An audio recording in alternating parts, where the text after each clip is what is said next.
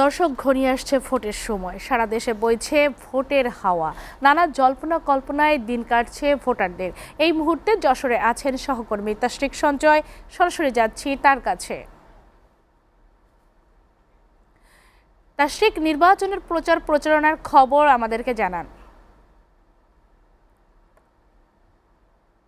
তন্নি, আপনাকে ধন্যবাদ। তন্নি, এই মুহূর্তে আমরা দাঁড়িয়ে আছি দক্ষিণাঞ্চলের জেলা যশোরে এবং এখান থেকে আপনাকে জানাবার চেষ্টা করব ভোটের আর মাত্র 9 দিন বাকি আছে সে সম্পর্কে এখানকার সাধারণ মানুষজন কি মনে করছে, কি ভাবছে, কি বা তাদের চিন্তাধারা।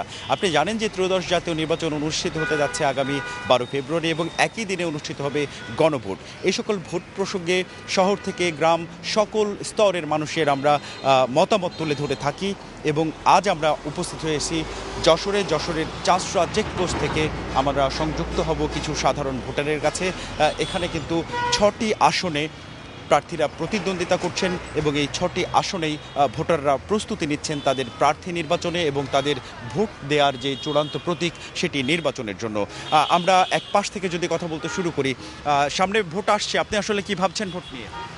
সঠিক নির্বাচন হোক, আমি সেটাই চাচ্ছি। তিনি যাচ্ছেন সঠিক নির্বাচন হোক। আপনার কি মনে হয় 12 তারিখ সঠিক নির্বাচন হতে যাচ্ছে?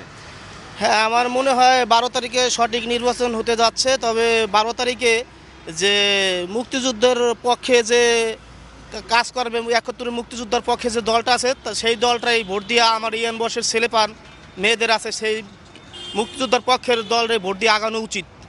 যে আপনার মতামতের জন্য ধন্যবাদ। আমরা আরেকজন ভোটারের কাছে আসবো। আপনি সাধারণত পেশায় কি করেন, নাকি শিক্ষার্থী?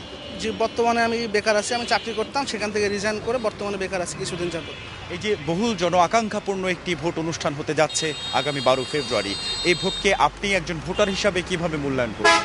আমি আসলে মূল্যায়ন করছি, আমরা চাই যশোর সহ গোটা বাংলাদেশে একটা সুষ্ঠু ও নিরপেক্ষ নির্বাচন হোক এবং এখানে আমার জানা মতে যশোর সদর উপজেলায় যশোর 3 আসন আমরা যেখানে আছি, এখানে একটা কন্টেস্ট বলতে আমাদের যশোরের তরিকুল ইসলামের ছেলে অনুজ ইসলাম অমিত ভাই, তিনি আমার দেখা মতে বা আমাদের সকলে জানা মতে এগিয়ে আছেন। ইনশাল্লাহ আমরা চাই 12 তারিখের ভোটে তিনি এগিয়ে যাক এবং বিএনপি একটি সুষ্ঠু এবং নিরপেক্ষ সরকার গঠন করুক। এখানে কি যে ভোট অনুষ্ঠান হচ্ছে যশোরের, এই ভোটে কি তীব্র প্রতিদ্বন্দ্বিতা হতে যাচ্ছে কিনা? ভাই, আমার তো আসলে এখানে বাড়ি না। দর্শক, আপনারা দেখছিলেন আমরা সাধারণ ভোটারের কথা তুলে ধরছিলাম। এই মুহূর্তে রয়েছি যশোরের চাষরাই, যশোরের সদরেরই একটি এলাকা। এখান থেকে তুলে ধরছি নির্বাচনী খবরাখবর। আপনারা জানছিলেন সাধারণ ভোটাররা আগামী 9 দিন পর ভোট, তারা এই মুহূর্তে ভোট নিয়ে কি ভাবছে।